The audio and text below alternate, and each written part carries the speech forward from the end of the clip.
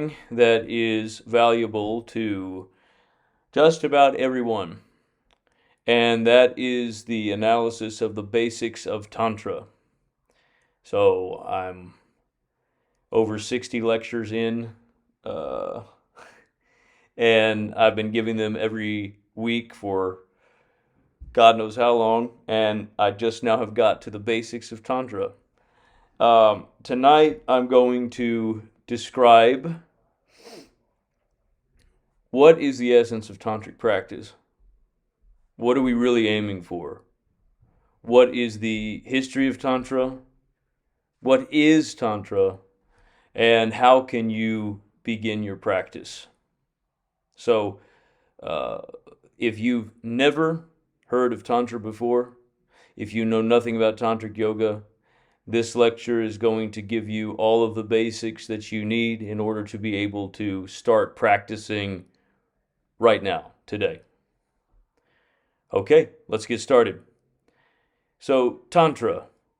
Tantra, when I say the word Tantra, most people will associate the word with the sacred sexuality movement in the West. So, what I mean by that is the New Age has developed this practice of sex therapy that they associate with the word Tantra. And most people who are attending this lecture have probably seen videos of these people attending quote tantric retreats where they engage in various sex therapy practices, like sitting in their partner's lap and staring into their eyes, or learning how to give a lingam massage or something like that. This is not Tantra. It can be part of Tantra, but that is not the essence of Tantra. If you show someone a video of these sacred sexuality practices and you say, that is Tantra, this will only introduce confusion. Because Tantra is not just about sex. Sex is an important part of Tantra, and in fact, the practice of sex yoga is typically called methuna. We'll talk about that later, but there is far more to Tantra than sex. Tantric yoga is a perennial tradition. And what do I mean by that? I mean that it is something that is outside of time. It is something that returns. It is woven into the essence of the cosmos. And so the word Tantra is something that we apply in modernity in order to describe a specific condition of practice which is directed towards the assessment and manipulation of consciousness. That is Tantra. To take this even further, Tantra is specific to our present condition. The way we perceive Tantra is specific to our present condition. So while the tradition exists outside of time and is in a process of return, the way that we experience consciousness in our physical body in the present yuga has an influence on the way that we perceive and practice Tantra. So we would say that Tantra is the exploration of consciousness and willful manipulation of consciousness with a material foundation. The material element is very important because we currently live in the Kali Yuga. The Kali Yuga, which is one of the four major yugas in the Indian cosmology. And as I've noted in the past, there are equivalencies of the Kali Yuga in other traditions. It is the Dark Age. It is the age of the wolf. And within the Kali Yuga, material is the prime aspect of consciousness. Material. What I mean by prime aspect of consciousness is that it is the form of consciousness that is most obvious to us. We can perceive it immediately. That is the material. So for example, your physical body is easier to perceive, generally speaking, than your subtle body. The material body is everything from the Vishuddhi down. So everything from the mind down is an aspect of materiality. And everything from the mind up is metaphysical. The mind is metaphysical. The spirit is metaphysical. So objects within the mind that are perceived, like if you close your eyes and you see an apple, you visualize some object, this is the metaphysical. And it is much more difficult to perceive that than to actually pick up a physical apple. So the root, the foundation of our practice within Tantric Yoga is that physical apple. But that does not mean that we discount the metaphysical apple in the mind's eye. Because one of the goals of Tantra is to develop holistic consciousness, unified form in consciousness. And this is symbolized in the process of Kundalini. Kundalini is the rising of the serpent, the Kundalini serpent, which is Shakti, or pure materiality, the rising of Shakti to Shiva at the crown.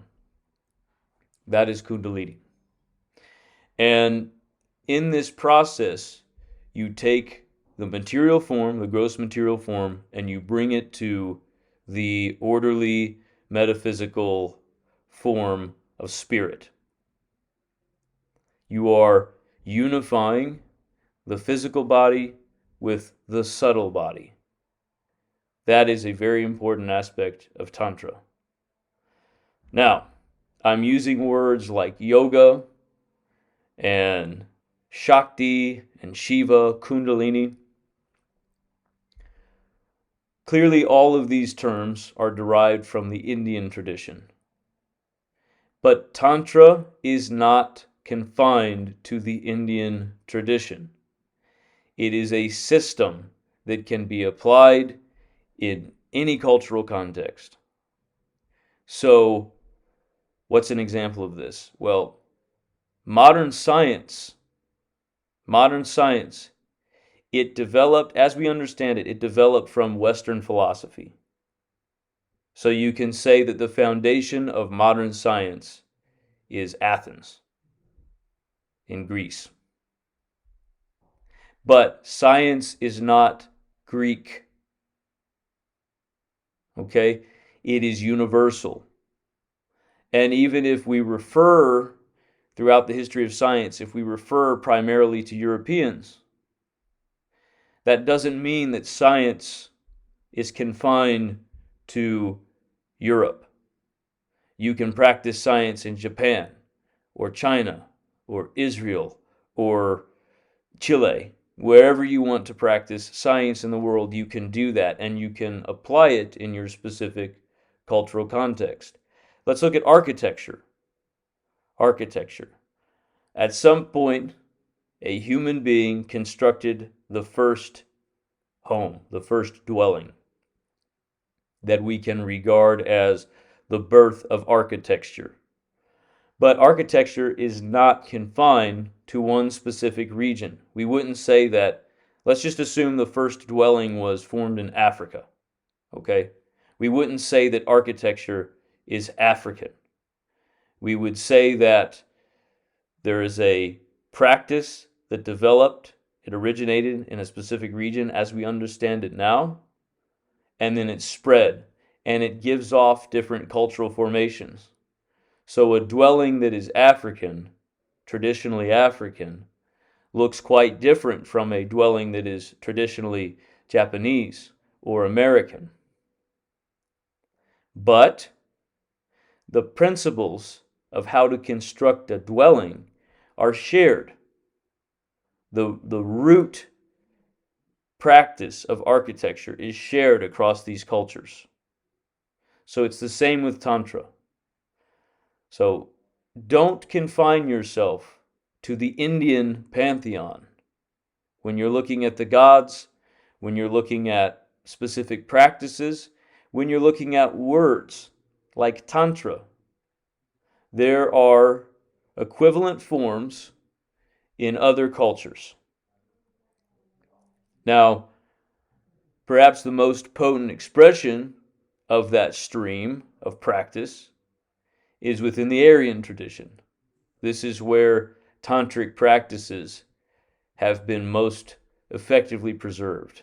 So, for example, within India, but also in the Tibetan Buddhist tradition, throughout China, Japan, in Europe, throughout European witchcraft, the Germanic tradition, Hellenistic tradition, all of these traditions have aspects of Tantra within them, and they all take on an Aryan character.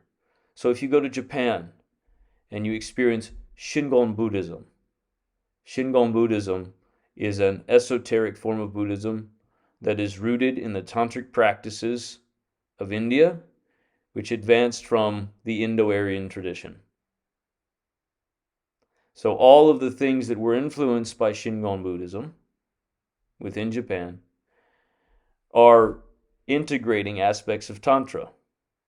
And the more familiar you become with the principles of Tantra, and the more you practice Tantra, the easier it will be for you to identify the presence of tantric practice within a given culture. Now, tonight, we're just dealing with the basics of tantric yoga. So there's far more to explore than what I'm describing in this lecture.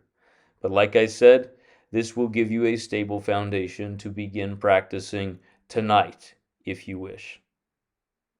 So, just to recap, Tantra is a system that is perennial. It is not tied to any one geographic location. It is not tied to any one specific pantheon. The way that we perceive these practices is influenced by our manifestation of consciousness because we take material form in the Kali Yuga. And the practice deals with exploration and manipulation of consciousness from a willful place. Also, there is the holistic aspect of unification within yoga. Yoga means union. Yoga also can be translated as magic. So, Tantric Yoga is a magical tradition. And magic, in this sense, refers to the willful manipulation of consciousness. There is a lot to explore in regards to what is the nature of consciousness, what is the nature of the will, how can these things be manipulated, and we're going to just touch upon those things briefly to give you enough of an understanding so that you can start practicing. Consciousness. When we describe consciousness within Tantra, what we are referring to is everything that is perceived, everything that is not perceived, everything that exists within the cosmos itself, all is a form of consciousness. Everything is consciousness. So this consciousness takes on different expressions. For example, you have consciousness of the mind.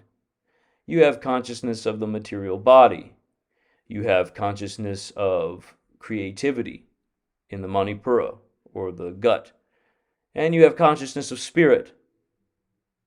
All of these things, all of these expressions, mind, spirit, the physical body, the gut, the will, these things are present in everything to some degree, in a varying balance. These elements, these aspects of consciousness are present within everything. So this is where Tantra can be contrasted with modern science, because modern science has a different conception of what constitutes consciousness within the universe. Consciousness is typically defined as what is experienced in the waking state. This is consciousness. And then there's even degrees of subconsciousness that are described. Um, but consciousness is not dependent upon awareness. Okay? Consciousness can be present without awareness. And within Tantra, we recognize that all of these elements, all of the building blocks of consciousness are present, as I said, in all things. So what does that look like?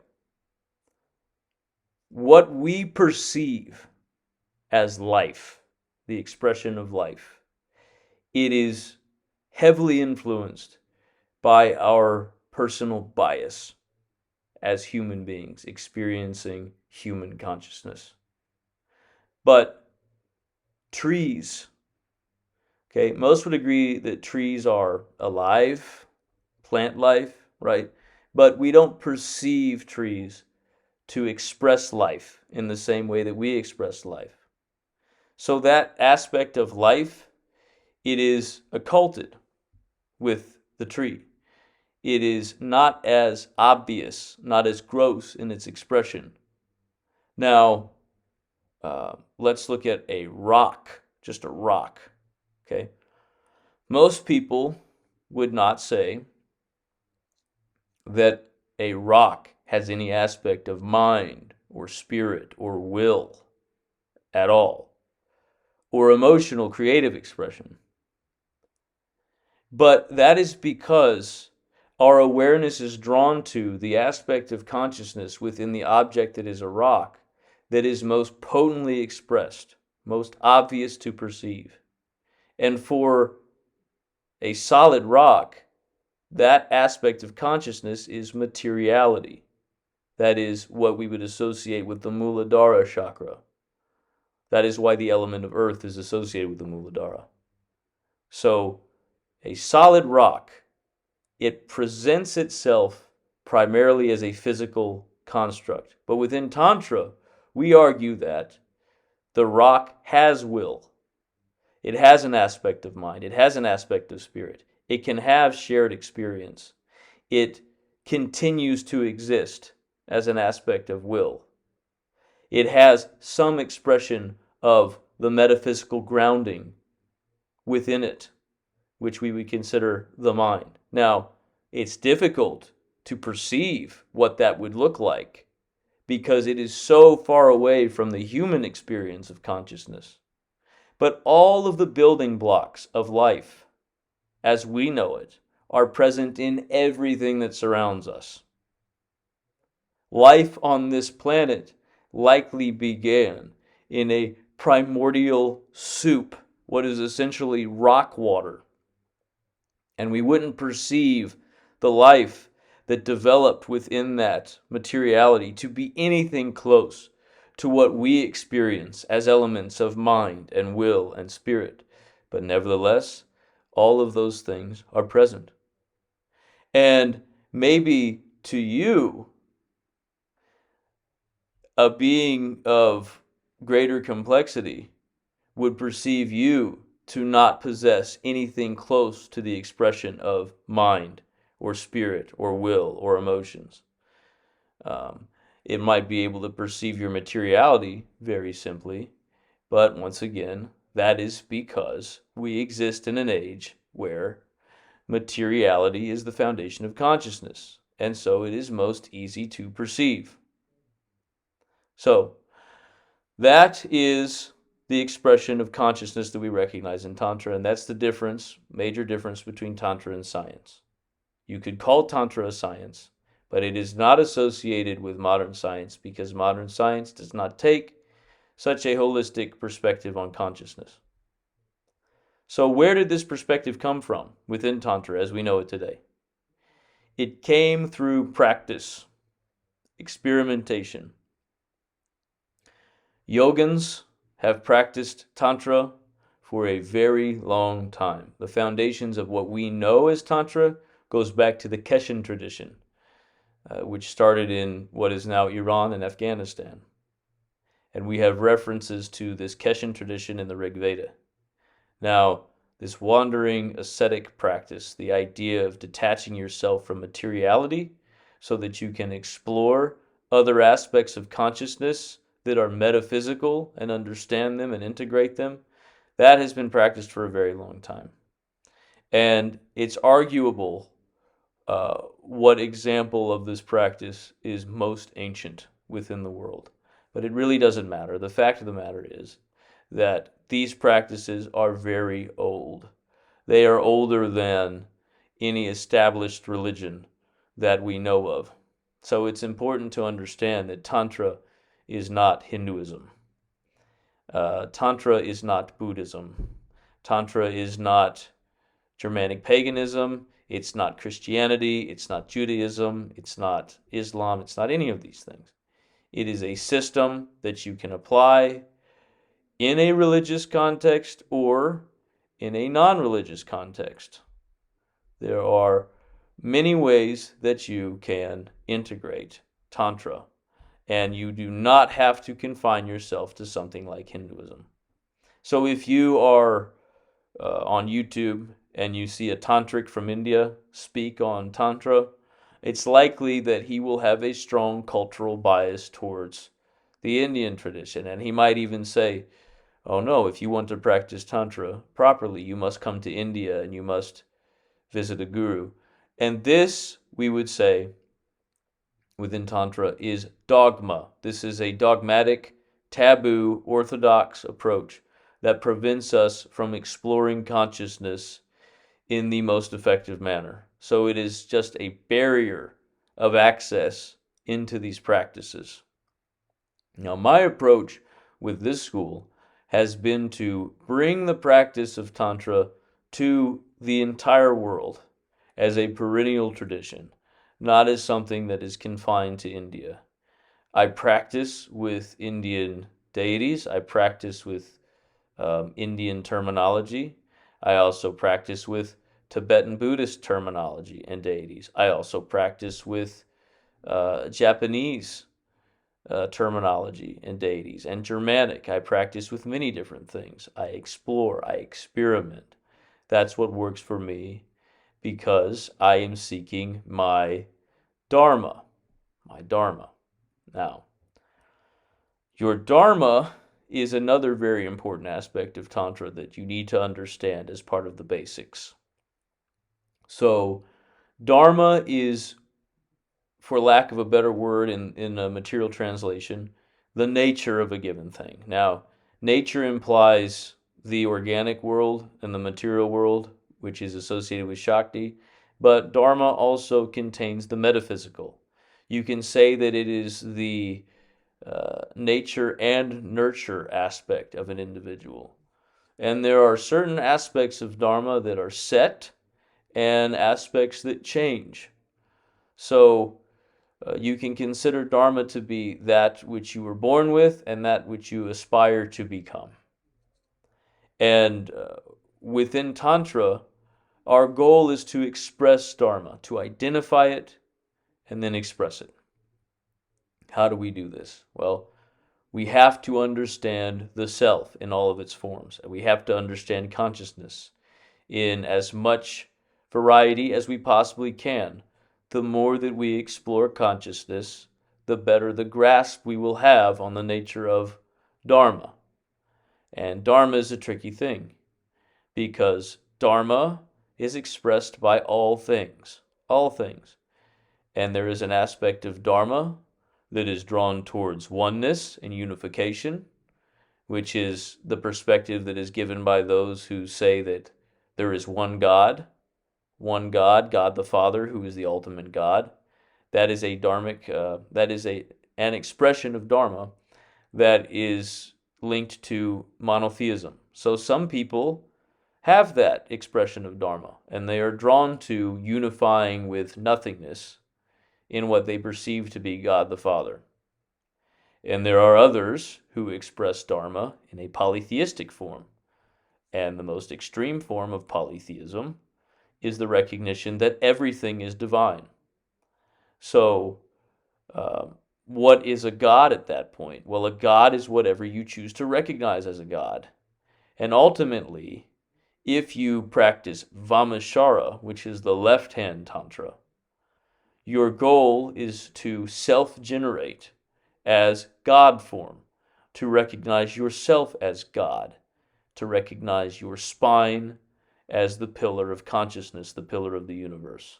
This is the Satan state, or the fourth state consciousness, super consciousness, the Ubermensch, the God man. You can also recognize other things as being divine or possessing this God form. And the God form is that which you worship. If you worship something, it becomes God to you. And you can have one God or you can have many gods. Ultimately, if you are able to worship the self as a God, then you can achieve great power in Vamashara on the left-hand path. Or, in contrast to this, if you choose to worship one-pointedness, nothingness, dissolution into the collapse of all form, if you choose to be a monotheist, then that is your God, and there can be no other God. You cannot be God. You can just be in the dream of God. You can just be an aspect of God that is absorbed into the greater whole. So this we would associate with the orthodoxy of Dakshinashara, or the right-hand path. Now, interestingly enough, within Tantra, if your goal is to practice Vamashara, or the left-hand path, it is recommended that you begin with Dakshinashara, or the right-hand path. This is the path of initiation that allows you to detach from materiality most effectively, so that you can overcome the self, or the ego, whatever you want to call it, overcome the soul expression, and achieve transcendence. That is the primary goal of the first stage of Tantric Yoga, to reach this recognition of God consciousness in oneness. For some people, the Mahasamadhi, the release from the physical body, leads to death, immediate death. There are people who practice Kundalini Yoga when they bring Shakti to Shiva, if they have proper conviction and their conscious awareness is drawn to oneness, to the clear light, they will die. They will leave and they will join the Godhead formation. But for others, this is a process of rebirth where you can experience a living death. And so that is one of the goals of Tantric Yoga, to experience a living death and then advance on the path of Vamashara, or the left hand, if that is your Dharma. So, because we're discussing the basics of Tantra, it is important to describe the basics of Dakshinashara and Vamashara. As I've stated already, Dakshinashara is directed towards that transcendent experience.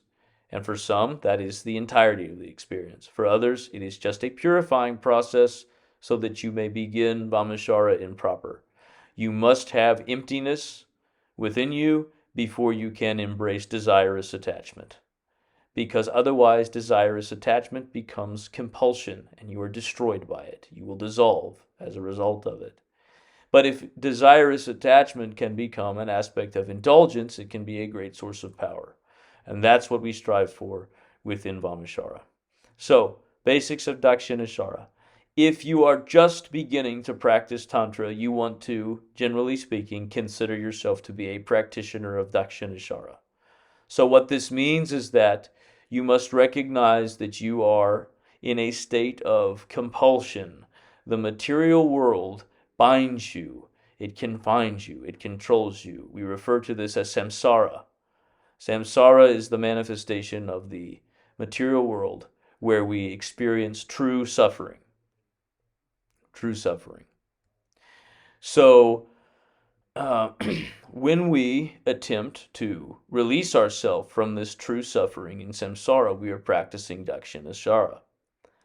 Now, the assumption is that, for most spiritual practitioners, the assumption is that samsara must be escaped by leaving this place entirely, and everything in this world is just pure evil and bad, and nothing that we can possibly enjoy. But that is not the perspective of Tantra. The perspective of Tantra is that everything we experience must be purified. it must be transformed into nectar or medicine. And this is the process of transforming poison into medicine. Within Tantric Buddhism, there's something called the nectar pill, for example. The nectar pill. So this can actually be a physical thing. Traditionally, you combine uh, feces and urine and blood and semen and pus and all of these things that might inspire some level of revulsion into a pot. And you cook it. And if it's done by a master, you can render a nectar pill from this concoction. And this pill is transformed poison into medicine. All right, but don't just take a nectar pill from anybody, because there are people who try to create nectar pills from these raw ingredients, and they don't know how to do it. And so the pill is deeply poisonous. But the pill is also a metaphysical thing. It refers to the process of purifying your mind so that you escape true suffering. Now, what do I mean by true suffering? True suffering is a word in Tantra that is used to describe compulsion, or it's a phrase that's used to describe compulsion. So you can experience pain without experiencing true suffering. The suffering comes from compulsive attachment. Okay, so um, what we're trying to do within Tantric Yoga is reach a point where we are released from compulsion. And so when we come back and we purify our mind and we experience the material world, the suffering that we experience is not true suffering, because we have access to emptiness. We have access to transcendence. We can purify, excuse me, we can purify all experience of samsara so that we're not existing in confinement of samsara any longer. In Tantric Buddhism, they would call this existing within a pure land. In the Indian tradition, we could say that you are on Mount Kailash. You've reached the peak of transcendence, and now you're existing in a state of samadhi that allows you to indulge in the material world. And that's what Vamashara is all about. Vamashara Tantra is about existing in the material world with limited compulsion so that you do not experience true suffering. If you have a foundation of emptiness, then you can experience desirous attachment eternally. And there are many forms of this. For example, in the Vajrayogini Tantra, we have the aspect of the pure land of Dakini land, where you transform into a 16-year-old, a 16-year-old with eternal life, where you will not experience sickness, and anything that you desire will manifest in front of you immediately. That's just one form of purified consciousness. And the idea is that you can experience Dakini land now, while you are alive. And you can also prepare your body through karma yoga and other forms of yoga to enter into Dakini land after death. And there are many pure lands that you can enter into within the Tantric tradition. There are many realms that you can enter into. There is Svarga, there is Patala, there is Nirvana, there's the clear land, or the pure land of Dakini land. There is Valhalla, there is Folkvanger. There are all of these different realms that we can understand as a heaven, we can understand as a hell, we can understand it as whatever we want to understand it as. Because ultimately, our relationship to those lands is dependent upon our dharma. So, you must understand when you begin the practice of Tantra that ultimately you're trying to set your consciousness in relation to the external world in a manner that empowers you and brings you to your Dharma. And so, as I said, the quickest way to do this is through Dakshinashara.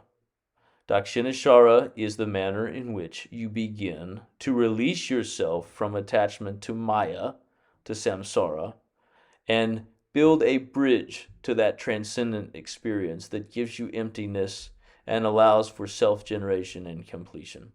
So how do you do this? Well, asceticism is one of the orthodox aspects of Dakshinashara. So you start by stripping away your material compulsions. If you, for example, are compelled by alcohol, you begin to practice yogic methods for releasing yourself from that compulsion. If you are addicted to social media, if you're addicted to exercise, if you're addicted to prayer, if you're addicted to reading books, whatever it may be, whatever compels you and binds you to samsara, you must re-examine that and you must apply principles of practice in order to overcome those things. And there are many practices, many methods, many forms of yoga that you can utilize in order to accomplish this. So, how do you begin to practice Dakshinashara? In order for you to be able to overcome compulsion and attachment, you have to know that it exists. You have to know where it's at. And we utilize the chakras in order to begin to explore this process. So every chakra has an associated consciousness form that we can see internally and externally. And we can utilize meditative exercise in order to access those chakras and explore what is present, explore the compulsions that exist within and without. Now, the exercise that I give to almost every student that I take on, the first exercise I give, and I've taught this exercise to many, many people, is Trataka. You can do this tonight, basic Trataka. How do you practice Trataka? It's very simple. You take an object, preferably a candle. You are going to set that object in front of you and you're going to stare at it. Now, if you have a candle flame, you're going to light the candle and you're going to stare at the flame. And when you stare at this object, you're not going to try to push any thoughts away. You're not going to try to push any thoughts towards you. You're not going to try to push any sensation away or emotions or anything like that. That's one pointedness. For this practice, you're going to take a Kriya approach of just letting things flow. If something disturbs you, let it be. Don't push it away. Don't pull it towards you. If something entices you, just let it be. Don't push it away. Don't pull it towards you. Just stare at the candle flame. Just stare at it. You can blink. It's okay to blink. Watch the candle flame. After some time, you're going to close your eyes. When you close your eyes, don't try to visualize the candle or the flame or anything else. Whatever images come to you, let them come to you. And if they leave, let them leave. You are acting passively. You're acting in a masculine form. You're taking on the nature of Shiva at this point, as we would say. The divine masculine. The Father. So, in this passivity, what are you doing? You're denying control from Maya. You're denying control from Shakti. You're denying control from Samsara, from anything that is part of that. So you're denying control from the experiential world. You're denying control from those things that exist within you that would drive you to a specific behavior that undermines your power, that takes you away from your dharma. You're denying control. You're going to watch the flame, close your eyes, you're going to observe whatever comes to you, then you're going to open your eyes. Now, when you refuse to react to thoughts and emotions and sensations in your body and aspects of spirit that come to you during Tritaka, when you refuse to react, you are building your resilience. You are making yourself non-reactive to those things that compel you. So you're building the foundation for effective yoga with this simple exercise. That's all you have to do. Now, there's many things that you can add to this practice, many, many things, and it gets far more complex than that. But I'm telling you, you can start right now. You can go get a candle flame. If you don't have a candle, you can put a dot on the wall. You can put a little statue in front of you, anything you want. You can even stare at a blank wall if you'd like to do that. But put something in front of you. The reason why we use a candle flame, by the way, is because it creates an afterglow effect when you close your eyes, and that's a material manifestation. And when we start to see images in the immaterial, in the metaphysical, if you can contrast the afterglow, which is a physical phenomenon, with the um, other images that are generated in the mind's eye or the third eye, you can start to recognize the difference between materiality and immateriality, between the physical and the metaphysical. So that's important. That's very important for your practice. So Tantric yoga begins with this process of reducing the amount of reactivity in your life. If you practice this every day, and consistency is key because you're reprogramming yourself now, okay? Up until this point, before you've started practicing Tantric yoga, the world has been programming you. Now it's time for you to tell the world to step back and take control, and you start to program yourself. You start to willfully manipulate your own consciousness. You start to explore your own consciousness. You make up your mind for yourself through experimentation and experience. That's what we do with Tantra. And within Dakshinashara, the ultimate goal is to induce ego death. Induce ego death. I'll do a whole lecture on ego death someday. But put it simply, ego death is the point where you experience detachment from the physical experience entirely, and you have a profound moment of unification with all things. That's ego death. And then ultimately you come back. You come back into your anchor in the anahata. Um, and if you want to know more about all of these subjects that I'm discussing here in greater detail, there is an entire lecture series on the Ride the Tiger Yoga Patreon that deals with the right hand path with Dakshinashara.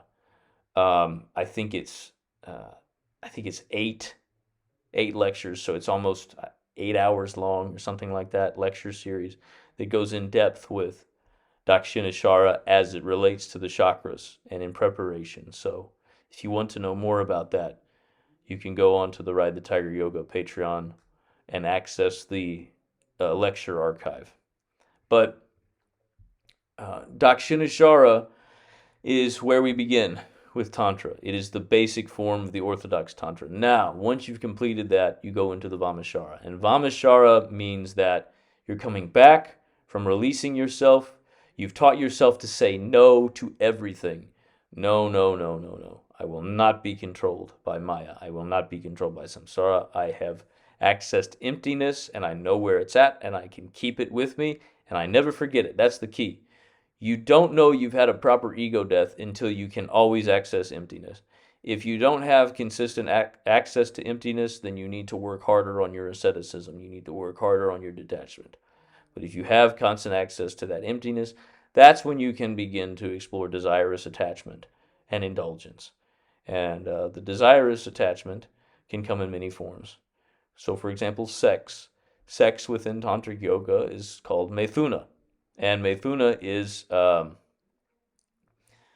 the enjoyments of sex or the use of sex to achieve a specific goal within yoga. So, in some traditions, like a gore, you actually would integrate Methuna into your Dakshinashara practice by detaching from the experience of sex, engaging in sex, and then saying no to the experience. This is where something like semen retention comes from.